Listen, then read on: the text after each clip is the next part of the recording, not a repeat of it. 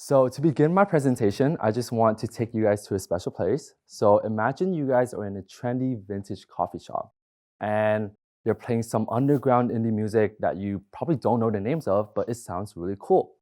And in the corner, you spot a young man wearing baggy jeans and a quarter zip, wearing some wired headphones while listening to some claro music.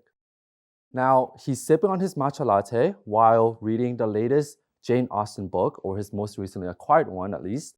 And you kind of think to yourself, wow, that is one hell of a performative dude. Now, why do we make this automatic assumption? Let's first start with how we understand others based on their behaviors. Obviously, with the Labubu. So, in 1965, Edward Jones and Keith Davis proposed the corresponding inference theory. And this theory essentially explains how we understand others by analyzing their behaviors to uncover internal motives. So we do this based on three variables. The first one is the degree of choice. We ask, does this person have any freedom when eliciting this specific behavior? And so when we see that the young man is actively choosing a specific type of category of music or a genre of music, we think to ourselves, wow, he's trying to display some kind of message about his identity that he's displaying to us. Next up, we have expectations. So we consider how typical a behavior is for that specific actor. And essentially, we kind of, when we observe that he is, drinking matcha and having his labubu, it kind of defies our traditional expectations of males who are, quote unquote, usually very tough, very bold, and who likes practical things. And so when we see that this young man defy our expectations of this tradition view, we kind of see him to be more interesting and we're able to gain more information about him. Lastly, we have the intended consequences. So when we kind of see that he is actively reading a Jane Austen book and posting on Instagram or taking a picture of his matcha latte at this very vintage coffee shop, we're kind of thinking that he is essentially trying to have a purpose in all of these actions and that he's expressing a message about his specific identity. So with all these inferences based on these variables, we are able to kind of conclude that he is, putting on a performance for the gaze of others. Even though this conclusion is not the bigger picture or not accurate at all, it did form in our head based on our prior expectations and prior knowledges of performative quote-unquote males. So let's also consider other scenarios that may explain the elicitation of these behaviors.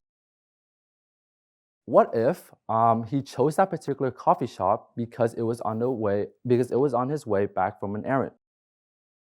What if on that particular day his AirPods died and so he had to wear wired headphones?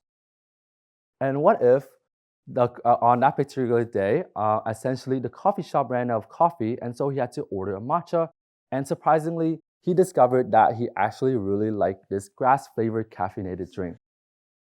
So oftentimes, we don't really consider situational details at first, and this is a prime example of the fundamental attribution error. The fundamental attribution error posits that we tend to overvaluate dispositional factors and undervalue situational factors when making attributions about others' behaviors. And so this error kind of amplifies our inaccurate inferences and assumptions that we've made prior, and it essentially pushes us to automatically interpret these performative behaviors as a dispositional factor rather than a situational factor. So as a consequence, we kind of categorize this young man into a group with other individuals that elicit the same behaviors. And essentially, as a consequence, we kind of form labels and stereotypes that we think apply to that group onto this individual as well. But this is essentially what we tend to do. We naturally categorize people into groups based on commonalities so that our cognitive processes can be more efficient. And so with these labels and stereotypes, over time, it transforms into something that we automatically attribute to this new member of this supposed category or group. And so we stereotype this young man to be inauthentic, cringe, an NPC-like, as well as being so extra and so hard in trying to put on this performance for other people. And so we label all of these people as performative.